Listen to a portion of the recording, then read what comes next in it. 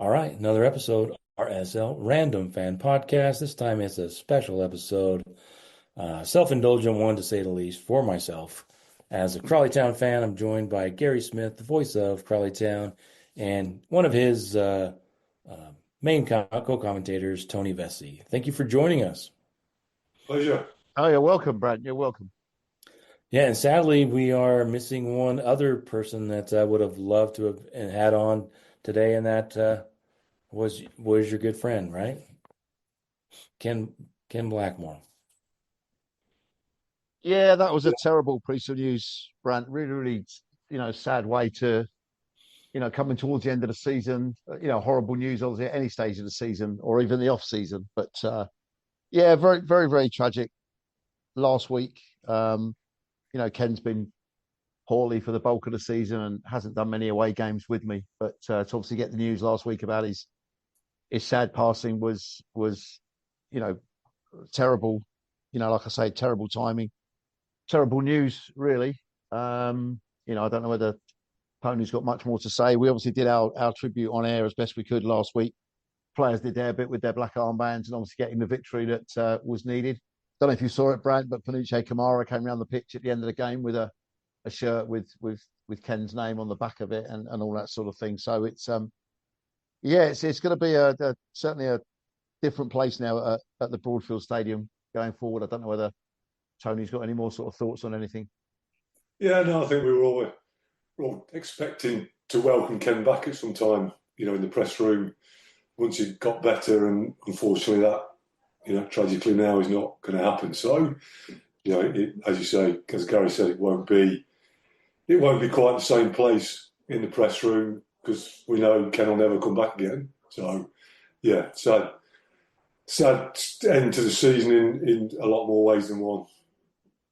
Yeah, I was really excited last year that we actually got to meet him. He seemed like an incredibly decent guy, just like he sounded like on the calls, and that was wonderful. But I did have a kind of a question before we get too far into Crawley Town that occurred to me. They said he's a volunteer, and what is that like to be a volunteer in a club like Crawley Town? How many volunteers do they have? My assumption is they have quite a few volunteers considering the size of the club. And is that kind of like how it is over there with clubs like Crawley?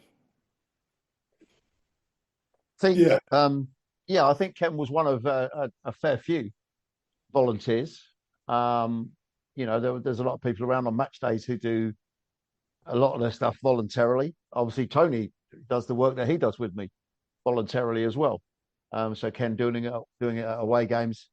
Tony obviously does it at home games and things like that. But yeah, I think Ken's um, history goes back a long, long way compared to maybe some of the other people that are around voluntarily. He's been a fan for sort of 60 years. Used to organise all the travel to away games when Crawley were non-league, and I think when they first came into the football league as well. He sort of fell into the bit of doing things with me a little bit accidentally because he volunteered to help me out a couple of times, and it just sort of grew from there. But yeah, people like Ken and all the volunteers around the club are, the sort of people that the club needs behind the scenes because clubs like Crawley can't run without people like Ken, and thinking of people like Carroll as well that used to do all the stuff with the mascots and things like that up until a certain stage of this season. I know there's other people around who look after people in the hospitality areas and things like that who all do things voluntarily. So yeah, clubs like Crawley certainly need a big sort of volunteering team behind them. yeah. I think the reality is that clubs like of Crawley's size and sometimes even bigger wouldn't survive without people like Ken. And there's quite a few of them around the club and around a lot of clubs around the country that rely on those volunteers, those fans, effectively, who want to be involved in the club just to be involved without being paid. And it's gone on for years, all the time. I was there. We had two guys who were perhaps had a few weren't the full ticket as it were to use an old style phrase, but they came to every away game, cleared the kit up, cleared the changing rooms at home, and all those kind of things. they did that for free and were more than happy to just get on the coach to be able to go to away games and watch, and then do their bit before and after the game. And I think that's still true today, even though we're a football league club. Mm. Yeah, I find it very endearing, and I was trying to think of my other club, Real Salt Lake. I volunteered to do this. And I was thinking, what are the other opportunities do they have? Or it probably comes down to size. That they probably don't have a lot of volunteers because of the scope of, how much it costs to run a club and how much is invested, and they have people that do that stuff. But I thought it was an interesting comparison, Mm. juxtaposition between a small club and the culture over there that's developed over, decades and decades, a century, compared to the United States, where maybe a little less focused on volunteers, still fan centric, but maybe the fans' role ends at the game. So Mm. it's something Yeah. I find endearing, like I said, and I have to look into on our side to see if I can volunteer and do more for my club. So last year, a year ago, we were in much higher spirits than we are this year. The season started relatively well, minus a lot of changes. And I was thinking back to our previous conversation, there was a lot of optimism that if Scott Lindsey stuck around, that this club wouldn't be near relegation, probably be mid-table, maybe a little better. Um, why don't we start with Gary and your thoughts on the start of the season and how it all changed? Yeah. There was a lot of changes over the summer. I think maybe more than a lot of us were expecting in terms of players leaving the club. Um, Obviously, I think it took people by surprise the amount of people that went, and maybe some of the clubs that people went to, because you sort of had the anticipation that maybe two or three might move on, but certainly not the number that ended up leaving the club. Um, Obviously the recruitment was done, and the players came in, kicked off the campaign looking okay. Um, was the big catalyst that Scott left and went to MK Dons?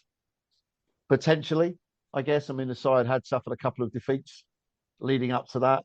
Got thumped at home by Barnsley, I seem to remember, and got beaten away at Wrexham despite having sort of the majority of the game. Got beaten away at Wigan despite having the majority of the game.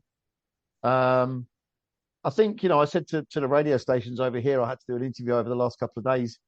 I think when you look back on the season, it's a season of if onlys, really. Um, you know, Not speaking ill of anybody that came in to do any of the management or the coaching or any of the players or anything like that. But you just think, you look back on some of the results and you think, if only they'd held on to that lead at Bolton, 3-1 up with 20 minutes to go, losing 4-3. If only they'd held on to being 4-1 up at half time away at Exeter, only came away with a point. If only they'd held on against Peterborough at home, even at the start of April, instead of conceding that penalty in injury time and losing 4-3. That's just off the top of my head, sort of three games where those extra points wouldn't have put the side in the position that they now find themselves in, facing relegation. Um, so I think there's been a lot of if onlys all the way around. Um, do you look at the players and think, were all of them sort of good enough to be in League One? Some people say yes. I know people have their thoughts and opinions on various players and whether they like players or they don't like players. But would the side be in the position that they're in now if the nucleus of that squad from last season had stayed together? I don't think they would be. I'm not saying they would have set the division alight and been pushing for the playoffs again. But I certainly think, like you said at the start of the question, Brad, that I don't think they would be anywhere near this position that they're in currently.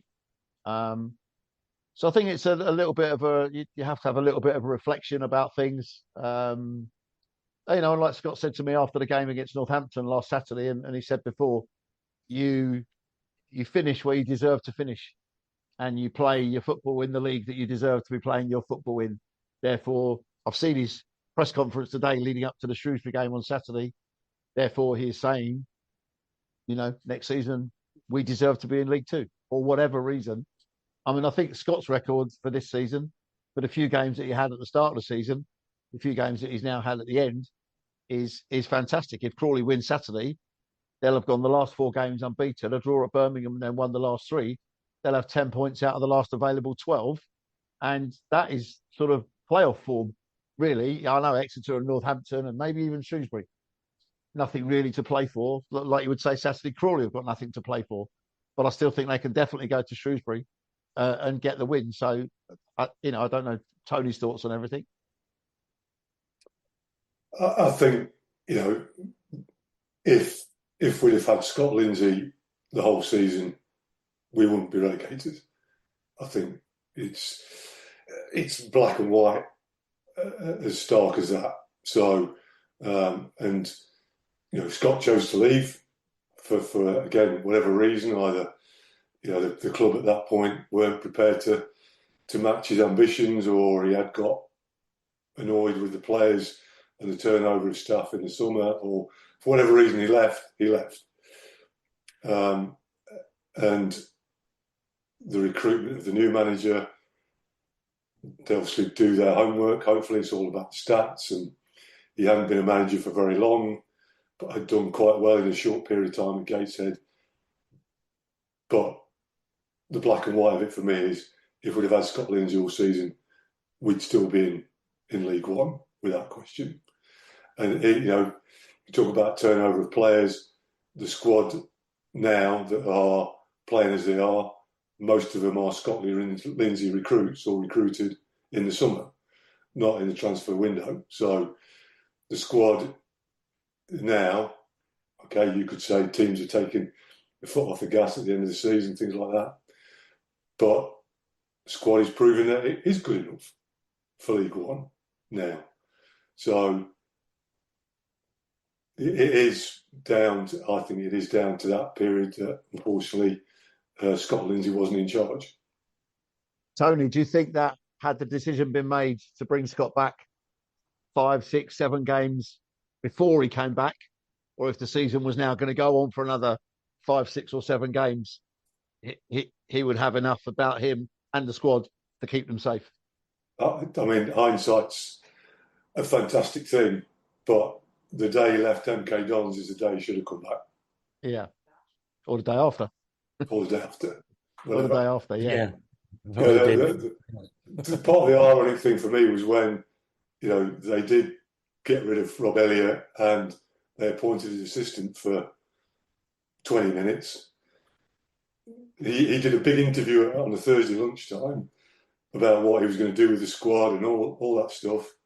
And then 7 o'clock in the evening, they're announcing Scott as manager, and I felt really sorry for the guy that he'd done all this big interview at 1 o'clock on Thursday afternoon, and at 7 o'clock he was out of a job. Yeah, I just thought that was crazy. But and if they were going to do that kind of stunt, they should have done that the day after Scott got left, going from MK Dons.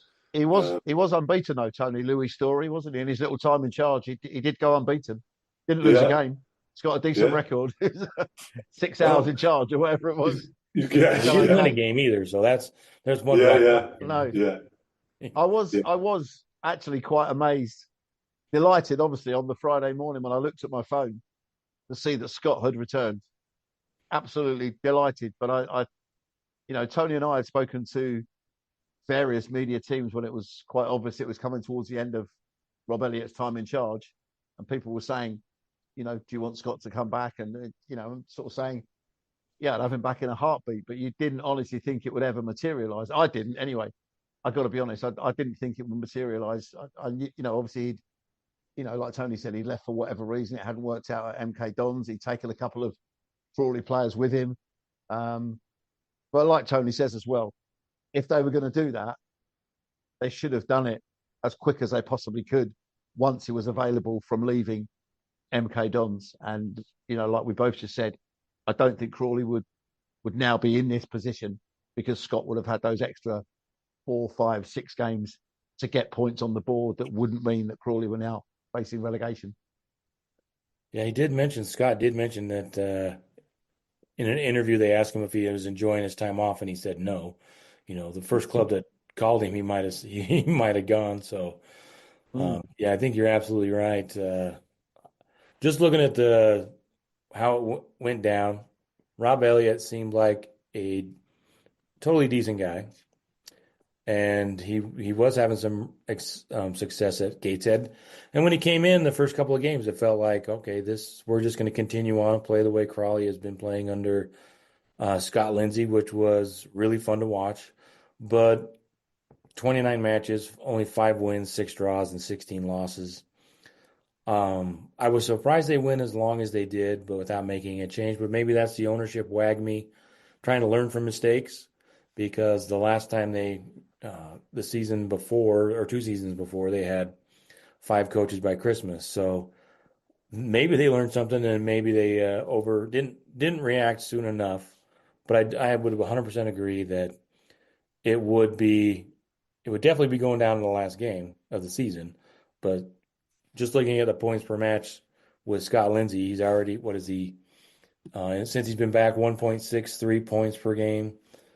And like you said, that's the end of the season, and teams that are safe probably and aren't pushing for playoffs and maybe make a little bit of a difference. But in his previous stint, he was 1.44 uh, points per game, and Rob Elliott was 0.79. So there is a huge gap between Yeah, how they were performing. Doesn't mean they're not, one's a better coach than the other one, but we think Scott has more experience, and it kind of shows in what he's been able to do with the club since he came back. So, Brad, did you just say that Rob's record in charge showed him with 5 wins in the games that he had in charge? 5 wins, eight Is that right? draws, if I'm reading it right, Right. and 16 losses. Okay. So Scott's won the first 2 games of the season at home to Blackpool, then away at Cambridge. He then won the first 2 games when he came back at home to Bristol Rovers and away at Rotherham. And he's won the last 2 games at home to Exeter and at home to Northampton. So even with that minimal, I'm not too sure how many games he was at the start of the season, but he's now had 8 games back in charge. He's won 6 times over the course of the 2 short spells that he's had in charge, compared to that chunk in the middle where Rob was only able to win 5 times. And I personally, I think that speaks absolute volumes about Scott as a coach and about what potentially could have happened had he been in charge all season. Yeah, yeah, it's kind of black and white, isn't it, Tony? it is. But it's then you think, or kind of the devil's advocate to that is what went wrong at MK Dons. Why, with taking, Horsey, Jay Williams went there in the window, Maguire, and Kelly, Liam Kelly. How did he not replicate? Mm.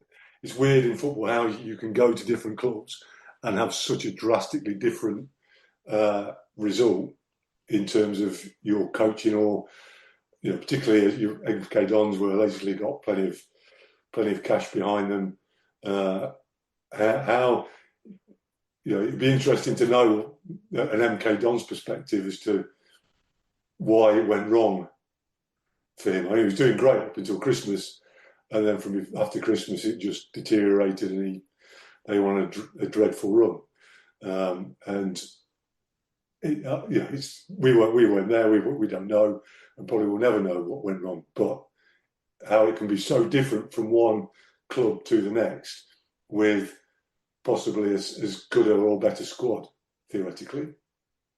Do you think sometimes, Tony, the expectation levels at the 2 clubs, despite being in different divisions, is very, very different? Do you think the expectation level at MK Dons was, and I don't mean it horribly towards Crawley, was far higher in terms of the Dons feel that they should be challenging for the playoffs or challenging for automatic promotion, and that they should be in at least League One or maybe even the Championship themselves? When you look at the stadium, obviously we went to the stadium for the playoffs, didn't we? You look at the infrastructure behind the club.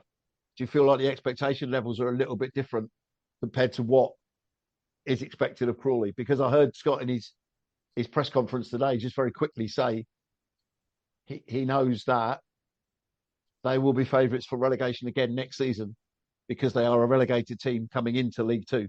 There won't be too many people that will think, well, Crawley will be one of the favourites to go back up again because of this form they've shown at the end of the season. Scott always seems to like to fight against the odds, if you see what I mean. Yeah, yeah. But he was matching that expectation up until Mm. roughly Christmas. So he was on that trajectory that they wanted. And then it just collapsed. And unlike us, perhaps they decided to pull the trigger quickly, which is perhaps what we should have done earlier than we did Yeah. and got him back. But, we could go on for 3 or 4 days as ifs and buts and maybes. And if he'd have done that, did that earlier, did it later, who knows? It just intrigues me that he had such a good spell last season. Again, I mean, to be fair, when we went up until February, March, we were just an average mid-table team, to be fair. Mm. Yeah. We were just going to be settling for mid-table happiness and not being in the same position we were the season before, going to the last game and staying up, or the Hartlepool game. And then all of a sudden we went on this run, and the whole world was rosy and everything was great. So that's football, and that's why we follow it all the time, isn't it? It's so unpredictable, and you never know what's coming around the corner, and what can trip you up, or somebody's just going to come out of the pack and win games and games on the trot, like Doncaster last season, where bottom four and then went on that unbelievable run, but still didn't make it. No, and they were everybody's favourites, weren't they, to get through the playoffs when they were easily into the playoffs with 3 or 4 games to spare. And this year, fair play to them. They've obviously carried on with things, and they're coming up from League Two automatically, aren't they? Yeah, but I obviously, after the game on Saturday, I'm going to have to speak to Scott, regardless of the result, and get his reaction to the game and thoughts on things going ahead. And if it's been a positive result on Saturday, I'm tempted to say to Scott, what does he feel he's learnt about himself during the course of this season?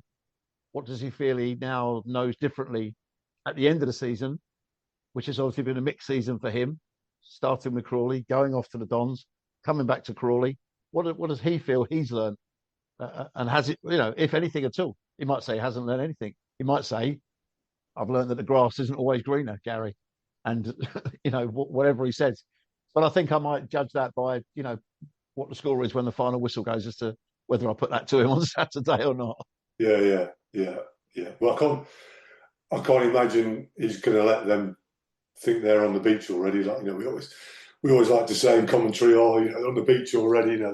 They've packed their cases. Like Northampton on Saturday, second half, you could have accused them of that, which is a bit of a detriment to us as the way we played in the second half, because we were by far the better side. But I don't think in any way, shape or form our 11 players will go out on that pitch thinking they don't have to try and win, because there's nothing on it.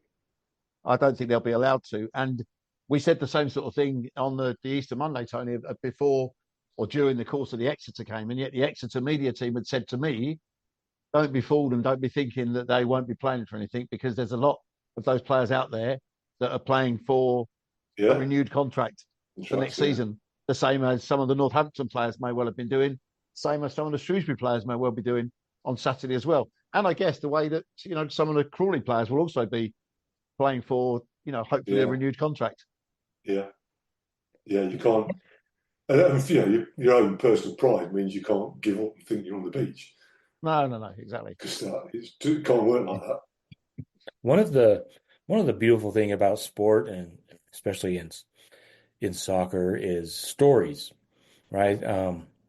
What's the story? And watching Scott Lindsey and Crawley Town, I was disappointed when he left. I understand, why he left. Maybe he thought it was a better opportunity.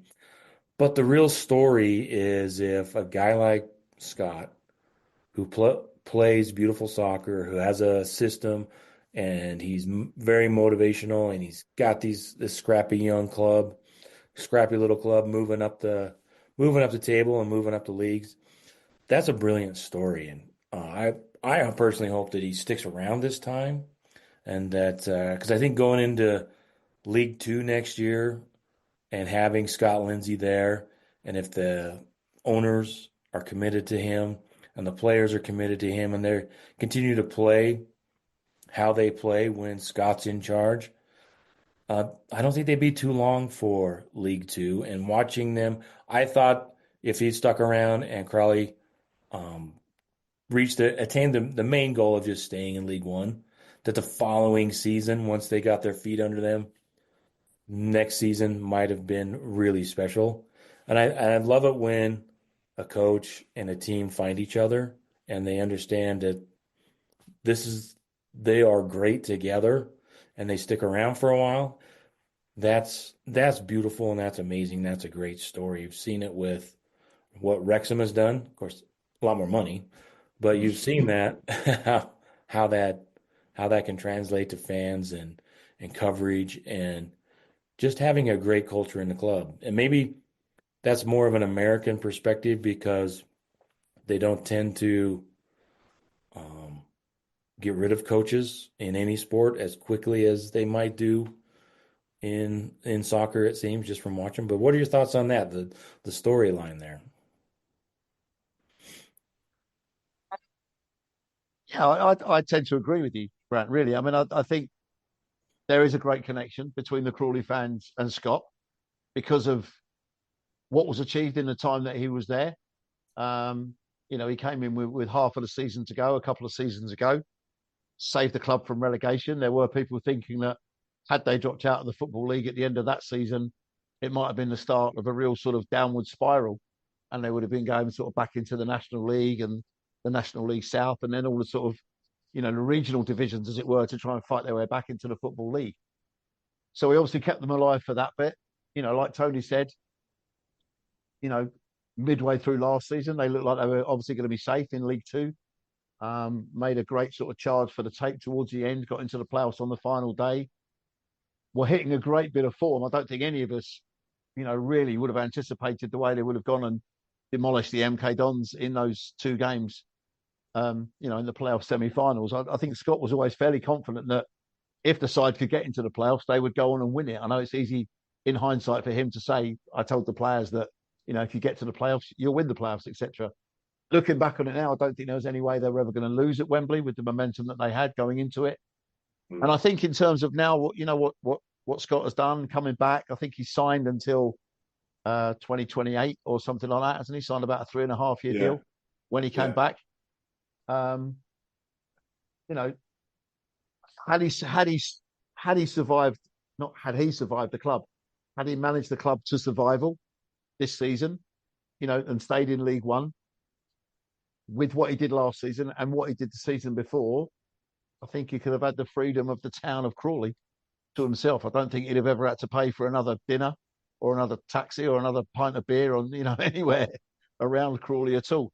And I think there is that great connection that Scott made no secret of the fact that he felt like he didn't have that before he first came to Crawley with the fans, Swindon. And it was something that he really wanted to work on. And I think, when Tony and I look at home games and Scott goes over towards the crowd and gives it the big fist pump, or he does it at away games, and we're obviously hoping to see it at Shrewsbury on Saturday afternoon, I think there is that wonderful connection. Scott's always very thankful of the fans, and I'm sure most managers in the league say if they're spoken to about the fans after a game, yeah, they were tremendous, and they're travelling their numbers, etc., etc. But you get the feeling that Scott really does mean it, because he does feel like he has that connection with the fans, but he also knows how important the fans are to a club like Crawley. There's not always going to be 5, 6, 7,000 fans travelling to an away game unless Crawley go to Man United or Man City or something in a cup side. But for general league games, that 600 odd people that went to Birmingham a couple of weeks ago, most probably went there to take in the stadium because it was Crawley's first opportunity to go and play at St Andrews, my first opportunity to commentate at St Andrews. Scott's biggest regret when I spoke to him after the game was because of his touchline suspension, he couldn't go over and engage with the fans at the end of the game. Might have been a bit different, had Crawley been thumped sort of 3-4-0, but having got a battling draw and a point and a clean sheet against a side who'd just been crowned as the League One champions was a tremendous performance. And Scott's real disappointment was that he couldn't go and thank those 600 odd fans that had made their way up on a Good Friday as well, not just a Saturday afternoon, but a Good Friday. I don't know whether you count it as a bank holiday over here or not. I'm never really quite sure. But a Friday afternoon, he was gutted about that, and he does have that real connection with the fans. You can honestly see that when you talk to him. Yeah, I think he's also got that a bit of, you mentioned the word old school too often probably, but he fans, old, young, want to see passion from their manager. You get to see a lot of coaches just stand on the touchline, arms are folded, and they're doing a bit of directing. And fans love to see their manager raging at his own players, raging at their players, raging at the fourth official, having a rage up with the opposition bench, and getting involved, and getting a few yellow cards or getting sent to the stand. And he's got all that in him, as well as the coaching side. And like I say, I think supporters love to see that kind of passion from their manager. I don't care who they are. You see Arne Slot for Liverpool, he's the same. You watch him on the side and he's raging at the players, raging at the fourth official, and the crowd love it. So, and I think that endears, not just Scott Lindsey, but any manager to their own fans, because it appears, quite rightly, that they care about what they're doing and they care about the club. And clearly that comes across with Scott, every day, every home game, every away game, every day of the week, his interviews, that he wants to win. He wants to win passionately, and he wants his players to win passionately and his fans to win passionately. And I think that's great. And Yeah, we could. Coaching side of things. Kevin Betts, he didn't get it that much with Rob Elliott, No. but you certainly get it with Scott. The coaching side of things that you talk about, Tony, is a strange one, isn't it? Because you can clearly see in these 8 games that Scott has had since he came back, certainly the home games that we've seen, you can see how much coaching has gone into the players. Yeah. And obviously what he works on the training ground. And I quite often thought, I'm not too sure what they've worked on under Rob Elliott. Yeah. Because I'm not saying there was a lack of coaching. I'm not saying there wasn't work on set pieces or attacking corners or defending corners or, playing defensively as a unit or whatever it may be. But when you look at the side play under Scott, you can clearly see, can't you, pattern of play that's been looked at, the opposition have been looked at, and the players have been asked to play in a particular way. And it might be they've been asked to play a bit narrower in the field. It might be they've been asked to play a little bit wider to combat whatever the opposition are going to do. And Scott has quite often said to me that whoever the opposition, changed their formation today coming up against Crawley. And he said, and I think that's a credit to us. Yeah. Because they've changed their formation knowing that we would combat and go against whatever Scott had seen them do. I remember Scott saying to me once about a game that he watched the following week's opponents on the Sunday. I can't remember who it was. And he said, I watched the game twice, Gary. He said, I watched it once just as a fan watching the game. Took me 2 hours. He said, and then I watched it as a coach, and it took me 5.5 hours to sit and watch it as a coach, because he broke down he calls them actions, doesn't he? Yeah. We were good in this action and not very good in this action, and the turnover and the percentage of play and all that sort of thing. Yeah, he said it took me 5.5 hours to watch the game as a coach. He said, because I have to keep pausing it and writing stuff down and looking at the way the team are. And he's also said to me that his suspension that he's had in recent weeks as well, he said, gave him a different perspective of looking at the game, because he sat just a few rows in front of where I was commentating at Birmingham. And when I spoke to him afterwards, he said, it was great, really, because I was higher up. I could see down on the pattern of play a lot better than when I'm in the dugout, just sort of looking at things a little bit flatter. Yeah. Because Tony and I invited him to come and stand with us, Brandt, in the commentary position and have a proper look down on the pitch if he wanted to. He could have even been a third person. Hey? You froze a bit there for a minute. Did I? Okay.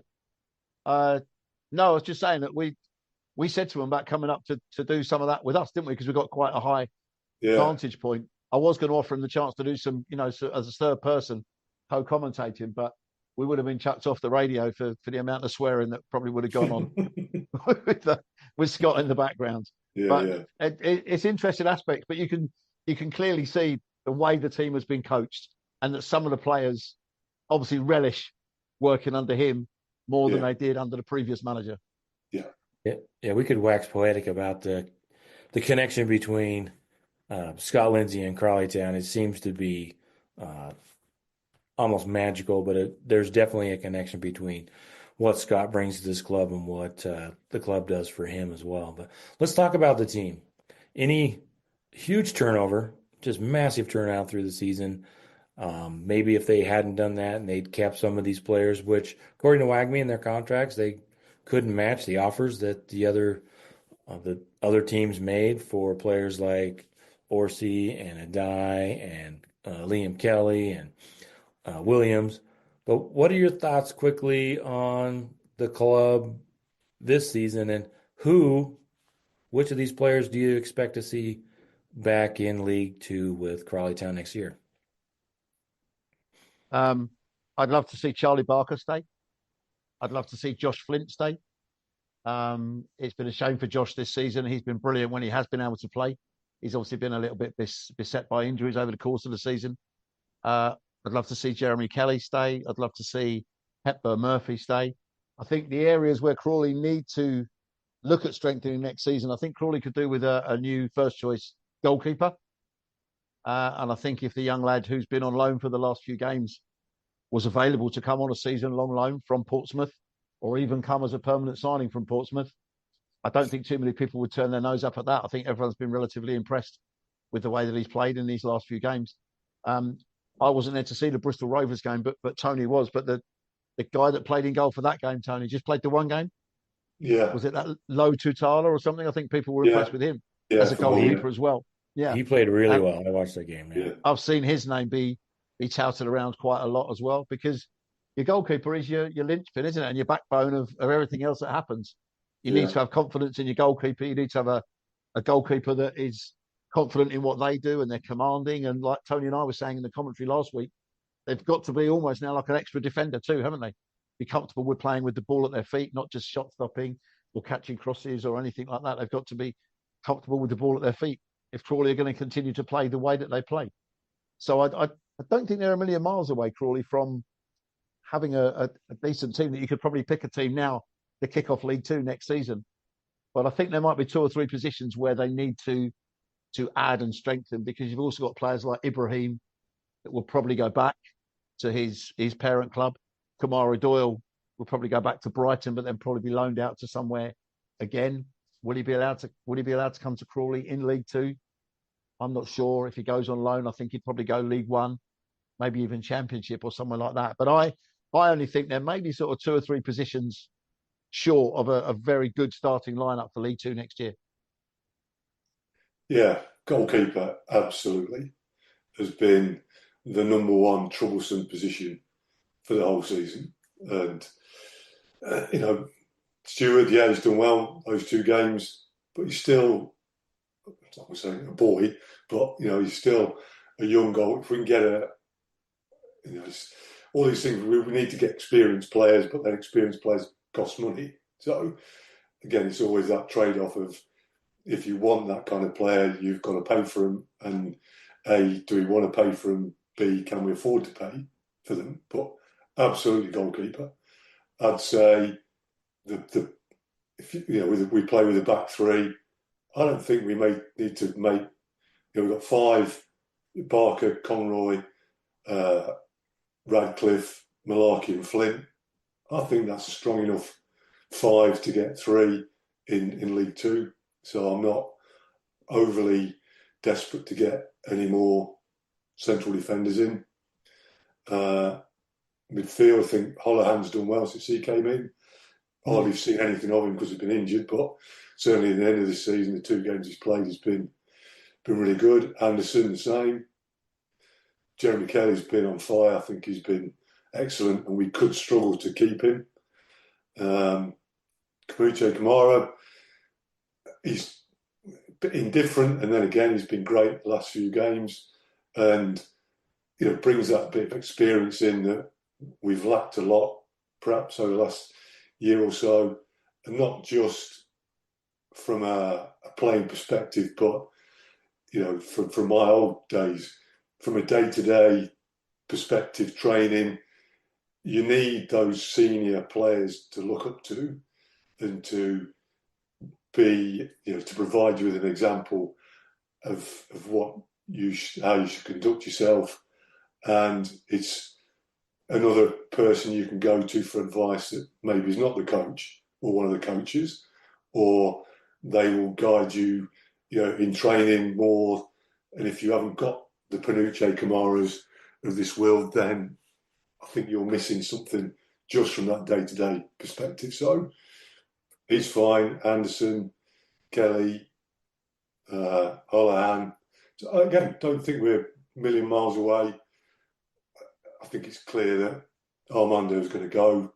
Presumably that deal's still on the table from the January window. So doubtful he's going to be around. Hepburn Murphy, definitely. Hopefully we can keep him. Will Swan played that position a lot of the time during the season. League Two player. I think he'd do okay. So, like you, Gary, I don't, although you were saying Scott thinks they're going to be favourites to go down, I'm not sure about that, to be fair. And we don't need too many additions. Goalkeeper, absolute 1,000% priority out of anything. I think my two priorities, I think if I was looking at getting players in over the summer, one would be the goalkeeper. But I think at the other end of the pitch would be to try and get in a proven goal scorer of some description, someone who is going to get you 15 to 20 goals over the course of the season. Because Hepburn Murphy's been good. He's obviously got lightning pace.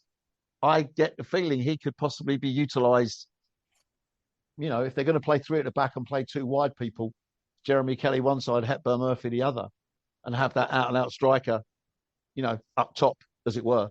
Because Hepburn Murphy will leave a lot of defenders for dead. We've seen it happen over the course of this season, certainly over the course of the last few games.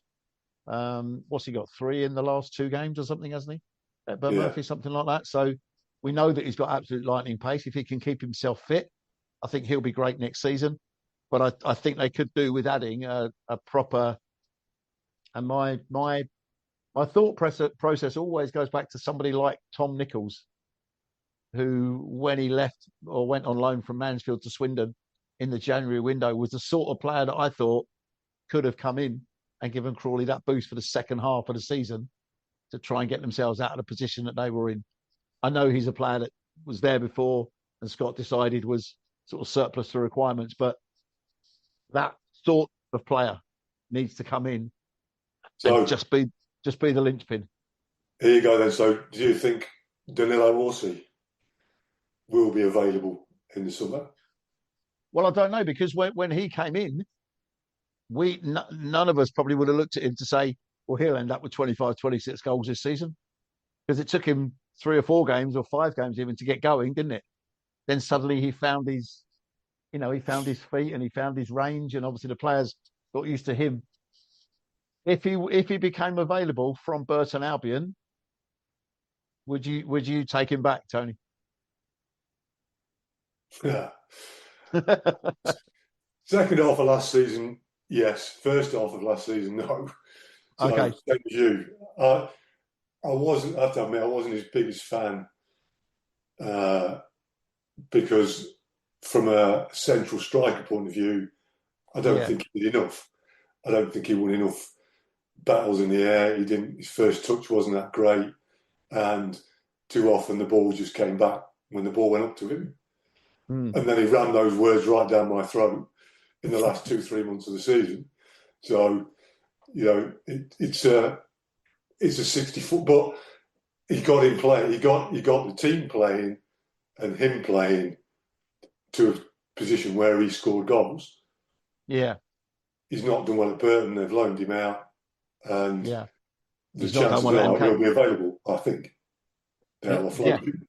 Did any of the players that were on the club last year really stand out in their new homes? And I think that, I don't know that they did. Maybe Corey Adai had a decent season. Yeah. But I think that's what I love about Crawley, is that it's a club that can be greater than the sum of its parts, right? It's Corey Dido got dropped halfway through the season as well. When yeah. So I Crawley don't. went to Stockport, he wasn't he was the substitute goalkeeper. He wasn't getting Right. used for a good sort of 15, 16 games. He just and the Stockport guys were saying to me that the manager just didn't really fancy him. Not that he particularly. I think a couple of errors that had led to games sort of slipping Yeah. away from them. And I think that's the problem with goalkeepers. You make an error, it leads to the opposition And scoring a goal. You make an error as a striker, nobody. the team Yeah. have got to get right to the other end to do something about it. You They'll make an say, oh, at error as a least he's created a goalkeeper. chance. Yeah, exactly. You make an error, mistake as a goalkeeper, it gets punished, doesn't it, ultimately? So, but yeah, none of them, I don't think any of them really particularly pulling up trees, and doing wonderful things. Allsey, I don't know how many he got over the course of the season, but obviously at Burton he then got loaned out, like Tony was saying. Jay Williams went to MK in the January window. I've not read sort of great things about Right. him. Liam Well, Kelly, he on the bench Saturday. was he So, not? but Okay, he obviously had injury problems, so whether that's resurfaced, who yeah, knows? Kelly, yeah, Liam Kelly's not enamoured himself by some reports with the fans, no, and he's not been playing. I think he played. He did play Lolos, Saturday. I did Maguire. yeah, Lolos was only on the bench when Crawley went to Bolton. I think he was Yeah, on he's the been bench as playing. He's well when. played last couple of games. To be fair, Has he? Okay, yeah, okay. I don't think he's done anything magical in terms of goal scoring, I'd have him but back in a heartbeat. If I yeah, was going to pick one for a talent, I'd pick him absolutely. okay, If okay. Bolton got rid of him, I'd I'd drive up to Bolton myself with a contract And drive him back. Would you and do the drive same him for back. Tola Shawadmi, Tony?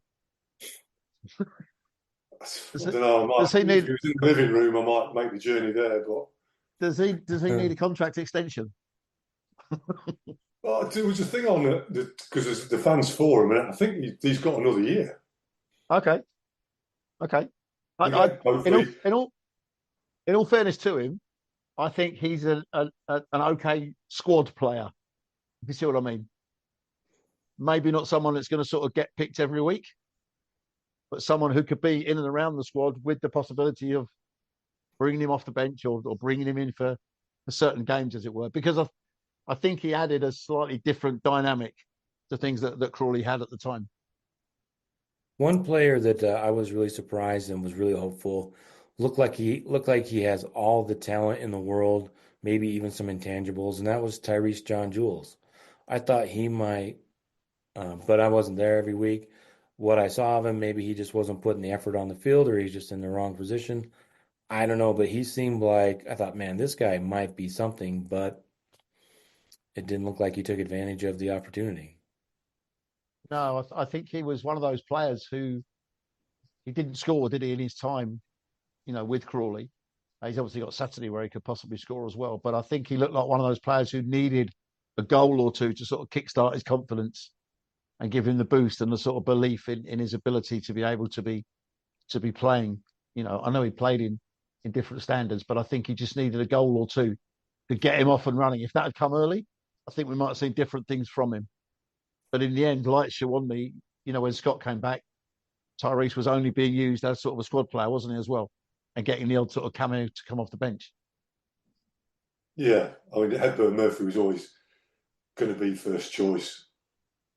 John Jules, like you, Brandt, the first couple of games he came on, and I thought, yeah, this kid's got something.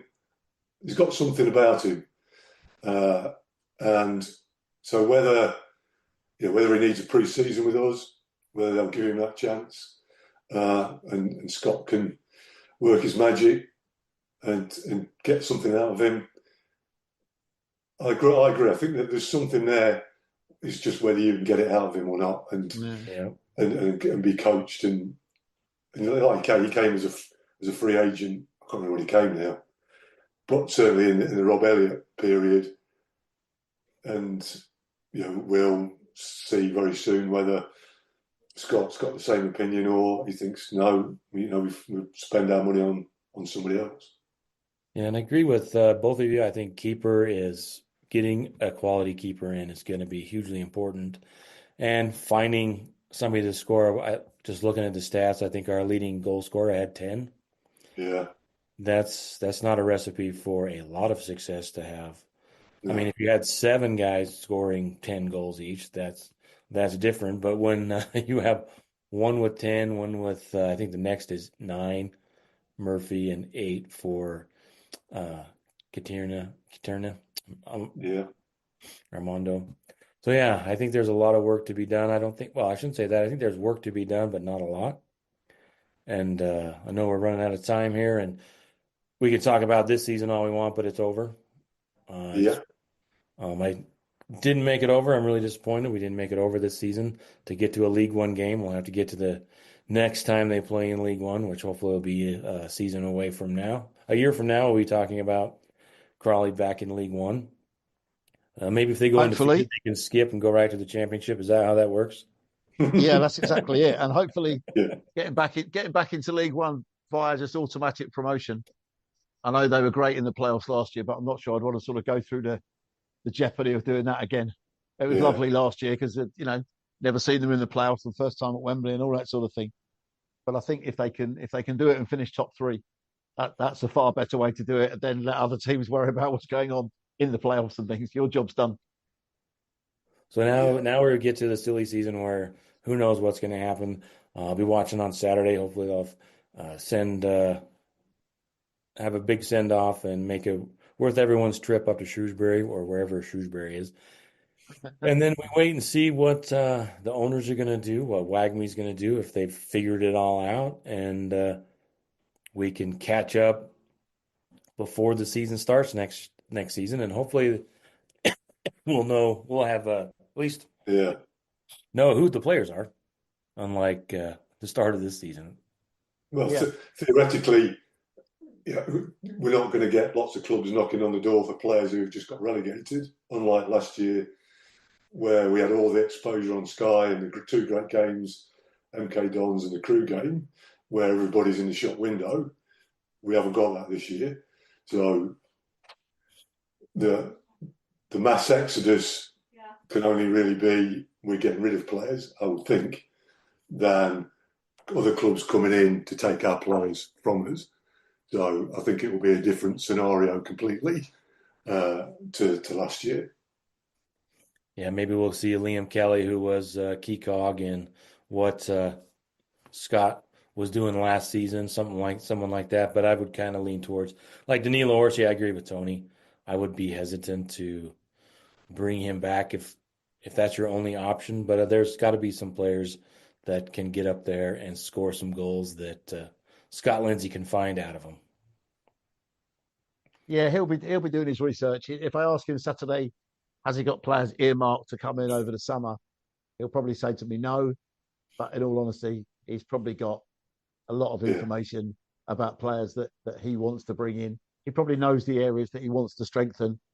And I would be very surprised if he hasn't got players already earmarked that might have played against Crawley this season, might have played against MK Dons when Scott was there. And but there'll be players that come in where we might raise an eyebrow, like we did about players like Lolos, like we did with Orsi, like we did with Jay Williams. Jay Williams came to Crawley, ended up playing internationally for his country before the end of the season. He'd been playing for Brackley Town or Brackley something, Tony, Town. was it? Yeah, prior to that, which is very far down the pyramid, Brandt. So he just got promoted to the National League. Have they? Yeah. Congratulations to them. I'm the National League next season. Just to say, next season, congratulations to Truro for winning the National League South, and commiserations to Carlisle for getting relegated out of the Football League. So that is a fixture in the National League next season. So let me just tell you, Brandt, Truro is in Cornwall. Carlisle is on the edge of the Lake District. Any Truro fans that go, it's going to be about a 9-10 hour journey, maybe even more, just to get to Carlisle, then to see the game, then come home again. That is a fixture in the National League next season. Truro versus Carlisle, Carlisle versus Truro. Good luck to any of them that travel.